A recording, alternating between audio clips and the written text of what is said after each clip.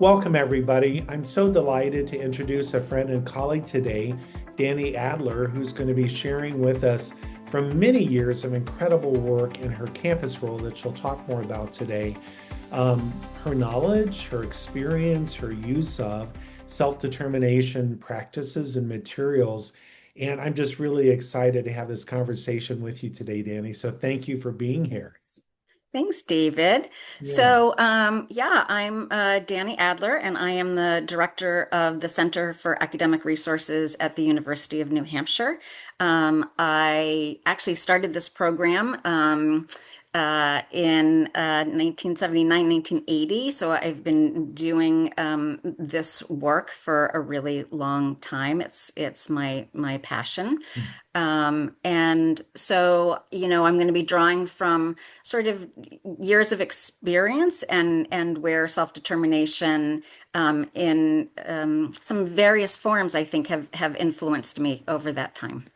Wonderful. Look forward to hearing more. And I know from working with you over the years, Danny, you certainly have a lot of knowledge of working with students with disabilities, Mhm. but your focus, your work on campus really is with students across campus. It's not certainly specific to students with disabilities. Right. Yeah. So I think, starting that early, and I think that we were sort of pioneers that, tutoring centers might have existed at that time, but not uh, study skills, metacognitive skills, helping students with the transition and really understanding what their role is as a college student versus a high school student.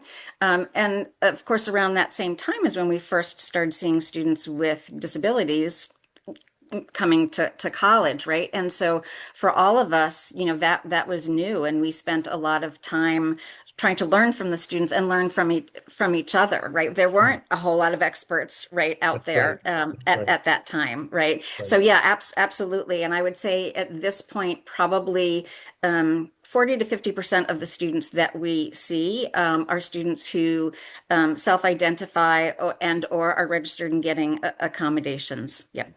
Okay, thank you for that context. Well, Yeah. let's kind of do a definitional question since we're talking today about self-determination. It means different things to different people. Mhm. It can be applied in different ways. There's certainly no one accepted definition. So let me just ask you, with all of your years of experience working with students and staff and colleagues, faculty, administrators across Mhm. campus, when you think of the term self-determination, what comes to mind? So it's funny because I think this is still on our website, but my moniker all these years has been that I'm here to help students create their own destiny. And that probably comes from, my background is as a counselor. And right. And, in counseling, the whole idea is helping, the person determine for themselves. Right? What's going on, what they want to change, how they might change that, right? And that your job is to be a strong listener, those active listening skills and those probing skills to really help the person move to where they want to move, right? So I think when I think about self-determination, right, it's really based in that, which is honoring who am I and what's working for me, what might not be working for me, where do I want to go with this, what might that look like, what might that mean? And so that really has been the basis from the start of my work with students and also I've always had a staff of about 15 to 20 students, peer academic mentors that work with me, and the training that I have always done with them. So, what originally attracted you to self-determination concepts or materials or practices? What drew you? You clearly have an academic background. You just said you have a counseling background. Where does self-determination fit into your worldview of the work you want to do with college students? So, it's funny because I shared with you something that I found in my old files, right, from 1994, right, that, Sharon Fields had created around self-determination. And, so much of the I think my past work, I remember the very first professional development conference that I went to as like a 22-year-old, right? Sid Simon was there, who wrote at that point a very powerful book about values clarification, and it was about our role not to tell people what their values are, but to help them to identify what their values are and how that influences their behaviors, and making that connection, right, between values and behaviors.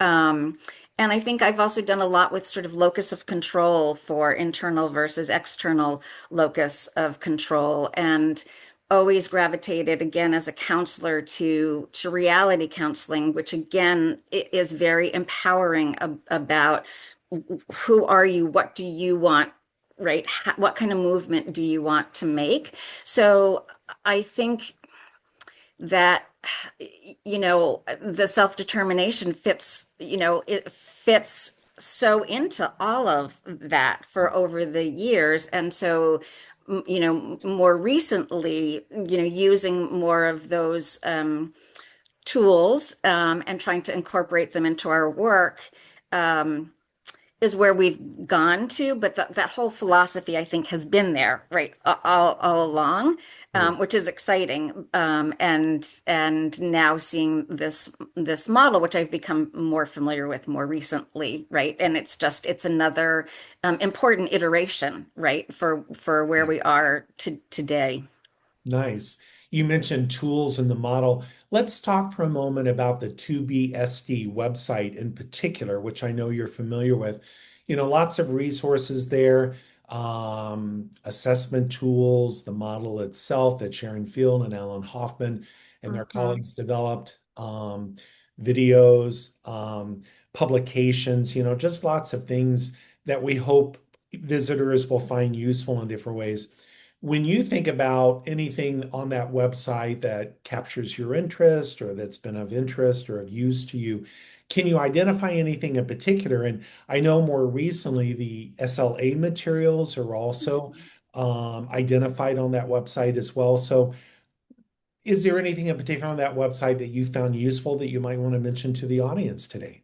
Yeah, so I love the model, right? And so, using that, as I said, I have peer academic mentors that work with me. So, using that model to try to influence how they work with students, it's interesting having a peer mentor model because they're students too, right? And so one of the things that I've always said is what has kept me probably here for as long as I've been here, besides my passion for working with students, is the academic mentor staff, because I get to spend 2 or 3 years with them. So I feel like I really get to see their movement, their maturity, their embracing who they are, and so that's been very exciting. So I think whenever I can use a model to help them, as well as helping students, right, it just I think it adds to their understanding of themselves as well as Mm. their work as a mentor and their understanding of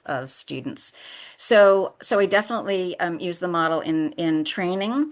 Um, Two other things, we again, the balance, and David, you and I have talked about this, in that we're meeting students who might not be doing very well in their classes, and we're tasked with getting them to use more appropriate, effective metacognitive skills and time management and organization. And so there is this rub between the time frame that we have and um, the impulse to tell people what to do because we are the experts, right?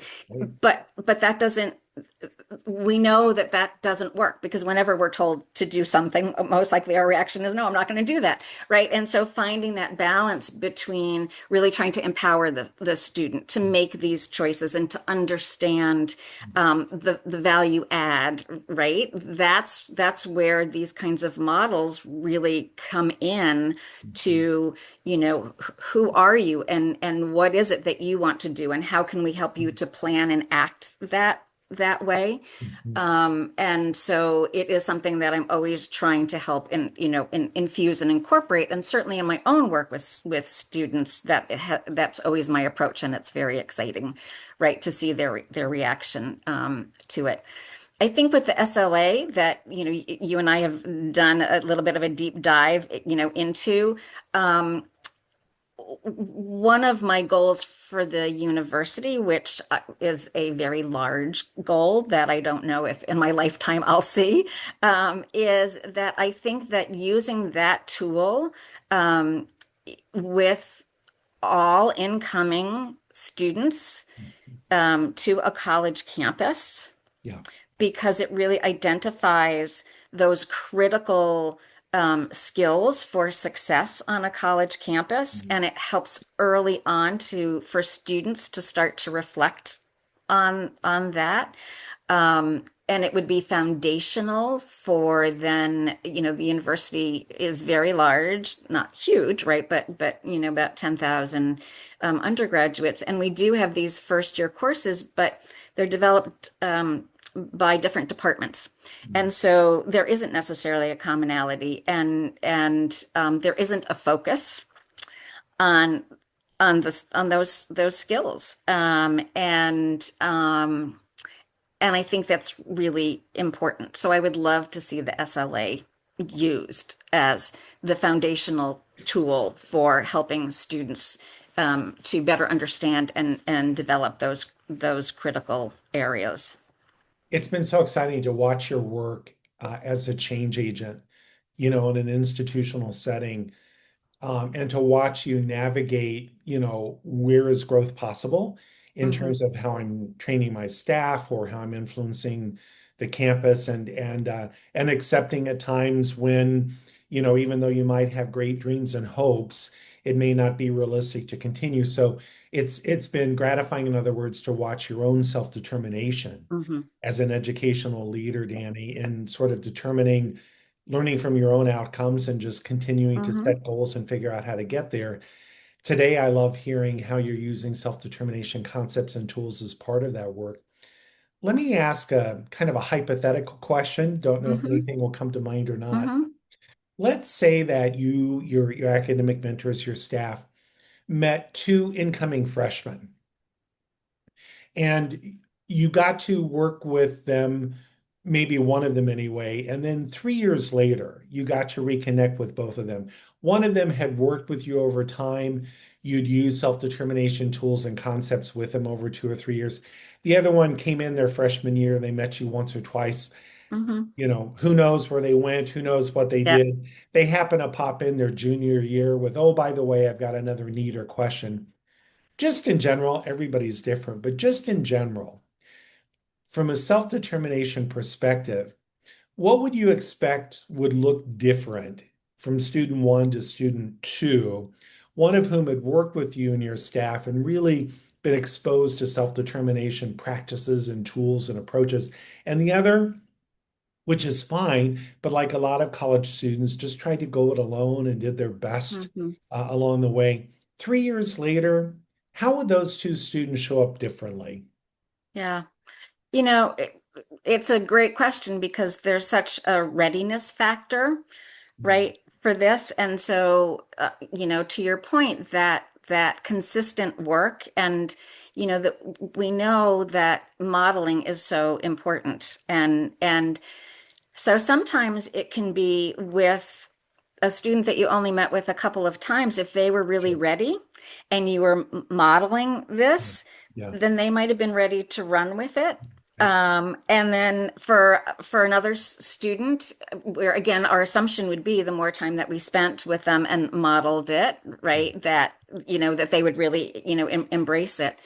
Um, so I think that's it can go either way, Yeah. and Yeah.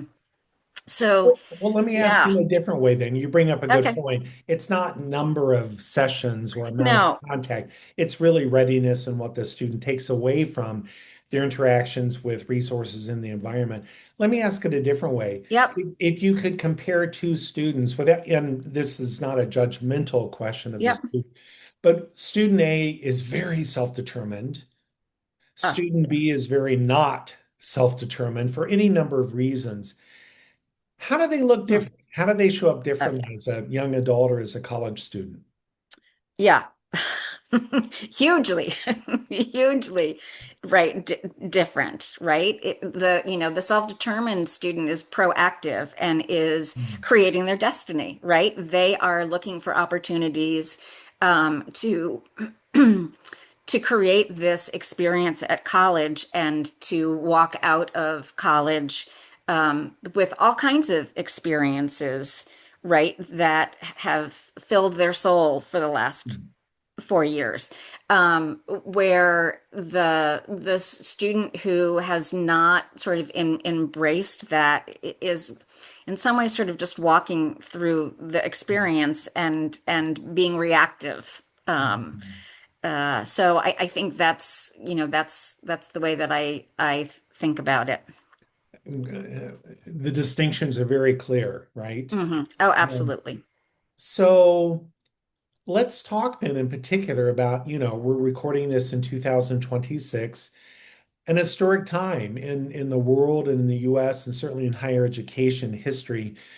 So much research and anecdotal evidence tells us that, um, you know, through no fault of their own, many students coming to college today are really challenged, by the Yes. COVID pandemic.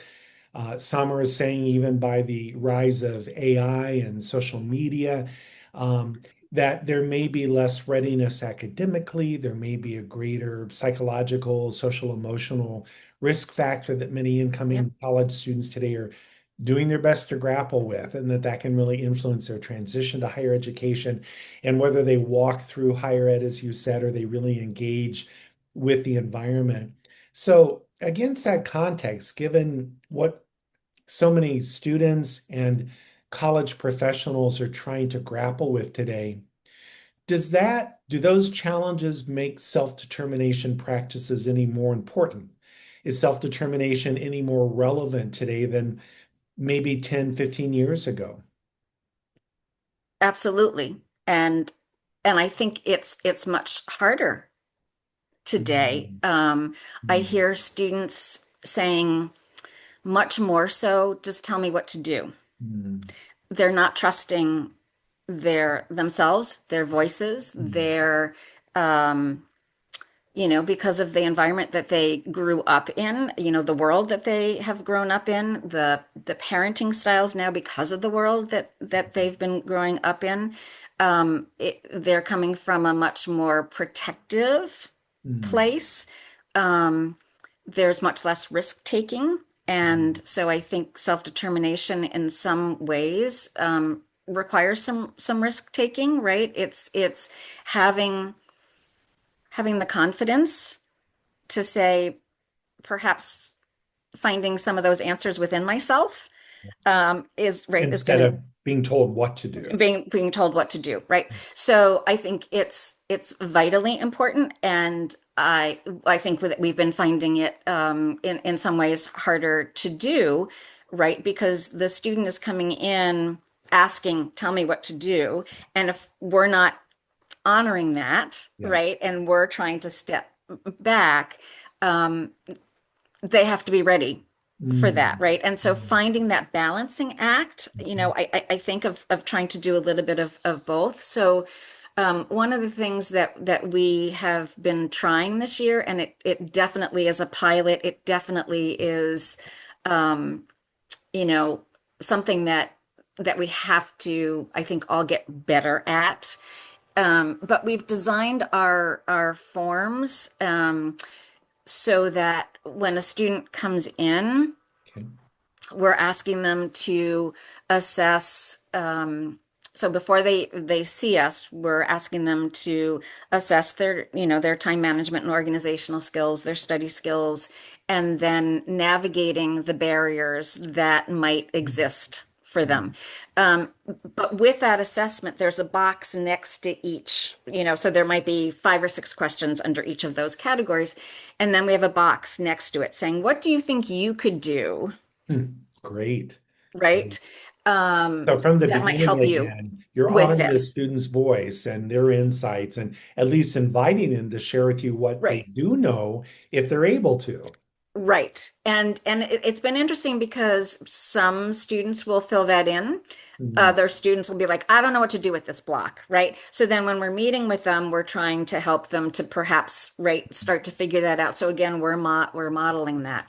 And then the documentation sheet that we've then given the academic mentors to use, um, kind of based on the self-determination model, which is, what kinds of things were you talking about? What did you learn from the student? What's the plan of action? What are barriers that might, mm, right, get in the way of fulfilling that plan of action this week? And then an assessment when they come back in that they do on how well did they sort of meet their goals, which then can lead to a discussion about why and why not.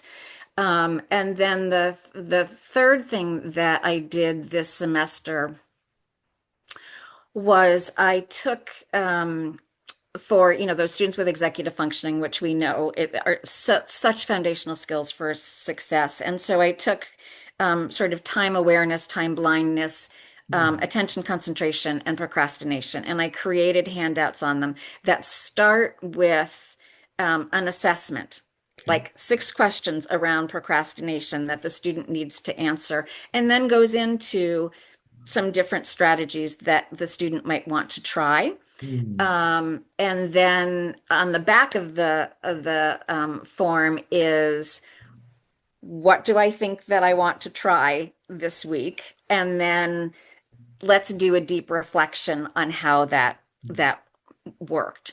So I feel like this is a great direction to go in. Um, it's slow going, I think, both to what you're saying about who students are today, and right, and they need it, and that the academic mentors, it's as a professional staff, makes sense to me. I know how to do it, but also then trying to train and help the mentors, right, to use it. So that's why I'm saying it's not just a pilot, right? It's the direction that we're moving in, but we got places to, it's going to take us a while, sure. I think, to really see the benefits, or to really be able to use it in the way that I envision it. I'm struck by how much assessment you build in. Whether it's a formal approach like the SLA, um, informally, the checklists, the questionnaires, the intake forms, you're clearly training your academic mentors to also evaluate, assess, observe, share information, teach skills. But I get the sense that there are just many layers of this constant interaction a student who comes to your office will experience between themselves and the environment. Some of the work helps a student look inward and learn more Hmm. about themselves. Some of it is about them benefiting from the environment. Show me some new tools, show me some new approaches that I don't know yet. Yep. But that interaction between self, environment seems deeply grounded constantly in this learning cycle Hmm. of sort Hmm. of, well, where were you at the beginning of the semester? Maybe where are you later in the semester? Hmm. And it's not about there's one size that fits all and we're grading you. Oh gosh, no. Yeah. What Yeah. how would you describe it then? If it's not that, then what is it? Yeah, no, it is. It's definitely one size does not fit all. And I think one of the things that I have felt so proud of over the years is, if you go online, there's all the very traditional, study skills and the way that you're supposed to do things, and, from a time management point of view, right? And, again, if we're telling students this is the way to do it, Mhm. no, it's not going to work, right? And so, when I'm describing our program to students and to families, during orientation, I'm saying, we start with who you are as a student, right? And what's working for you, what's not working for you, and what is it that you're looking for, and what are the classes that you're in, and what's the structure of those classes, and what are the professors' expectations, and this is the environment that you're operating right in. So we want to understand you better, the environment, what's being expected of you, to then start to say, all right, well, here are, what we know in terms of the science of learning, not that we use that language, right? But Sure. but the whole idea about how our brains work, right? And how we need to practice to then retain that information, right? So that personalized approach has been the basis of our work for for forever, and so important, and even more so. And you've heard me say this so many times, the complexity of the learning environment Yeah. it's mind blowing, right? And so you cannot just say these very sort of traditional ways. You got to understand that context and their environment. So again, goes Yeah. back to the model. Yes, you're here. Yeah. And you've shared with me how much that learning environment has changed over the years Mm, too. yeah. Danny, I've learned so much from you today, and I know people who watch this video will as well.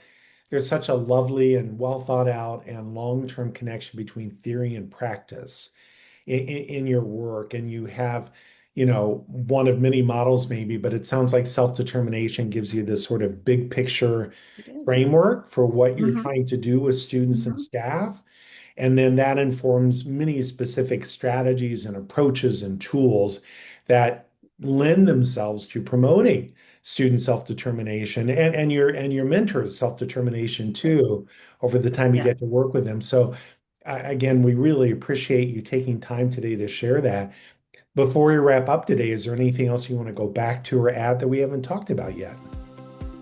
No, I think that's it. And I thank you because you so effortlessly flowed everything together, which helped me I think, in the moment, organize my thoughts. Well, I've really enjoyed the conversation, and I thank you for taking time to share with us. Welcome. So, Well, thank thank you, you. Danny.